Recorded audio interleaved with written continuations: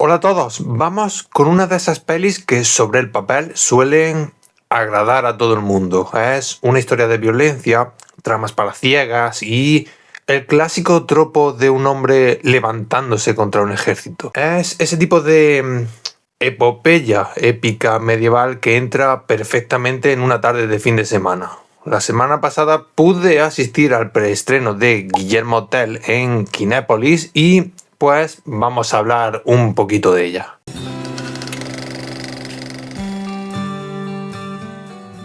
Primero, claro, un repasito rápido a la figura de Guillermo Tell o Wilhelm Tell en su versión original para quien pues no sitúa a este personaje legendario. Y digo personaje legendario porque a día de hoy, históricamente, se piensa que su figura es una leyenda mezclada con sucesos reales de varios personajes que sí que existieron. Que de estos hay millones a lo largo de la historia y a lo ancho del planeta. Pues bien, la historia de esta leyenda obviamente se sitúa en un contexto real, que sería en Suiza, a principios del siglo XIV, en una Suiza dominada por los austriacos, a los cuales los lideraban la dinastía de los Habsburgo. Y aquí es donde entra pues la figura de Guillermo Tell, como un hombre que liderará la rebelión suiza por su independencia. Y hasta aquí creo que más o menos estamos situados ya, ¿no? Y bueno, que se me olvidaba, Guillermo Tell si es un individuo reconocido incluso para aquellos que no conocen la historia, es por su famoso momento en el que tuvo que disparar una flecha a una manzana que se encontraba sobre la cabeza de su hijo. De hecho, la propia película comienza con esa escena para luego narrar la historia como si fuese un gran flashback. El director, pues se ve que no quería empezar especulando y mete al espectador con lo que sabe que seguro que vamos a saber. Bueno, hablando ya de la peli, para situaros con lo que es la esencia de la misma, es más la épica entendida como acción que la épica sentimental. Y creo que eso hace que la peli se quede un poquitín a medias. Poner a gente peleando y gritando, eso más o menos te lo hace cualquier director. Pero construirte verdaderas relaciones íntimas por las que merezca la pena batallar, eso ya es otro cantar. Y es que sí que se nota que el tema sentimental le da un poco bastante igual, porque hay escenas que daban pie como a encogerte un poco, ¿no? Pero se construyen de una manera rarísima. Por poner un ejemplo, hay una escena donde un chaval pelea contra unos asaltantes y el padre le dice algo en plan: vete que te quieren a ti y no a mí. Y es lógico que al padre lo van a matar y el hijo se va corriendo como si nada, sin pensárselo ni un solo segundo. Eso te deja bastante claro que esto no va de temas, digamos, más trascendentes. Luego, eso sí, las propias peleas, las propias batallas, eso sí que mola. Hay un poquitín de gore, pero sin fliparse mucho, ¿no? No se regodea en él, pero sí que hay muchos miembros cercenados. En esas batallas hay mucha espada y mucha hacha, pero sobre todo hay mucha ballesta, que a veces es muy poco práctica, pero el director no quería escatimar en ballestas porque, claro, es el símbolo de la historia. Y las batallas, que ya digo yo que molan, pues son modestas. Algo con cámara muy cercana a la acción, digo, muchos cortes, etc.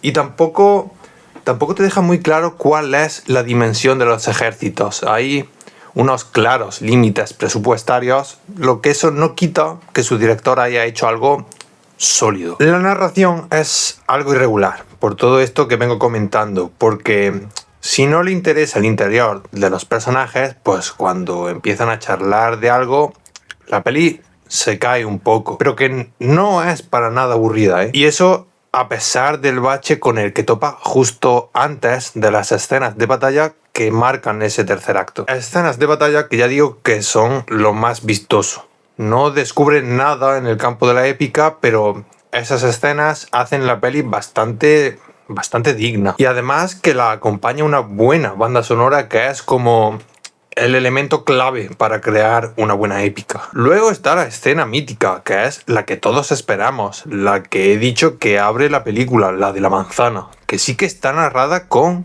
mucha tensión. Y funciona como un oasis en mitad de la obra. Es como si la película se suspendiese y te diese un pequeño fragmento brillante sobre el que se han volcado todos los esfuerzos. Y más que la puesta en escena, más que el propio diseño de producción, ya de por sí notable que tiene la peli, esta escena funciona gracias a las interpretaciones. Principalmente la de Connor Swinders, el chico de Sex Education, que es un sádico un tanto patético y se maneja bastante bien en esa fina línea entre adulto sediento de poder y niño repelente. Luego está Claes Bang, el prota de esa magnífica The Square que aquí hace de Guillermo Tell y está genial en esta escena, pero en general no está ni bien ni mal. El guión no le hace un favor al personaje porque la mayoría de sus diálogos se basa en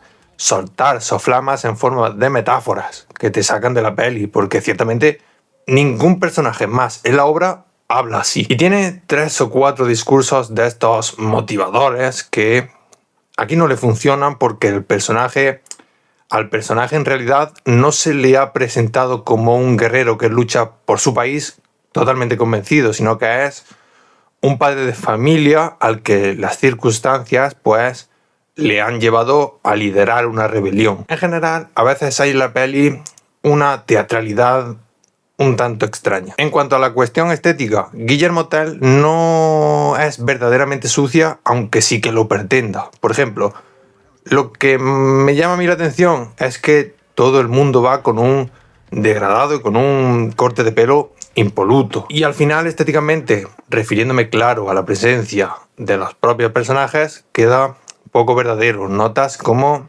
si estuvieses viendo una performance. Como contrapunto a esto, pues la estética de la propia peli sí que está muy bien. Esos planos en los montes suizos están guapísimos y los escenarios lucen bastante reales. No son casas de cartón piedra como suele pasar en este tipo de producciones medievales. Su fotografía es muy heredera de las ideas que extendió El Señor de los Anillos. Con respecto a la obra en la que se basa, que es una obra de Schiller del siglo XVIII, pues introduce ciertos remiendos, apuntes que en parte son necesarios para dar a la película una cuestión que justifique su existencia en pleno 2025. Lo cual, a ver, es normal, aunque a mucha gente le moleste, porque si haces una adaptación es lógico que tenga situaciones o sentimientos que tengan su reflejo en la época en la que se hace la película. Hacer una adaptación tal cual, igual que viene en el papel y que sea interesante sin añadidos, está en manos de muy pocos. Así que, por mi parte, agradezco esos pequeños detalles que justifican un poco su existencia. Y estos remiendos hacen algo que me llama un poco la atención y que creo que es un error. Y es que con ellos parece querer ocultar sus aspiraciones hipermasculinas. Y creo que avergonzarse de eso en esta historia es un error. Me explico. Si tú aceptas esa vena de macho que va a salvar a su pueblo de absolutamente todo, pues así se crearía una concordancia entre la historia y el tono que sí que le daría cierta verosimilitud. Y ojo, que eso no quiere decir que le dé una dimensión de realidad. Pero si eso se obvia, pues, por ejemplo, no funcionan sus discursos, no funcionan esas arengas y por eso no va a funcionar la relación de camaradería con sus amigos y con sus compañeros de batalla. Y por eso mismo, cuando algunos inevitablemente mueren, no logras sentir nada, aunque la peli ciertamente sí que se esfuerza en intentar conmoverte con esas muertes. No tiene esos lazos de amistad que sí tienes, por ejemplo, en El Señor de los Anillos. Por otra parte, los secundarios en general tienen escasísimo desarrollo, más que desarrollo, escasísima presencia, porque salen, por ejemplo, Ben Kingsley y Jonathan Pryce en papeles circunstanciales, que son importantes, pero no se explotan al nivel que exigirían dos grandes actores como ellos. Luego también hay una subtrama de triángulo amoroso típica de estos matrimonios medievales concertados por cuestiones de tierra o por cuestiones de poder, que No voy a decir que no llevan a ningún lado porque el personaje de ella hace algo importante, pero que es una trama que sí que va dando bandazos. Y la peli pues termina prometiendo una segunda parte, pero una parte como más centrada en cuestiones de conflictos religiosos, que no sé hasta qué punto me interesa ver eso. En fin, no tengo duda de que la peli gustará a los fans de la épica medieval, pero duda ninguna. Pero no está a niveles de aquellas películas que definieron el género, como podría ser, por ejemplo, Braveheart. Pero es una obra bastante solvente, que te da justo lo que promete y te da justo lo que buscas en ella.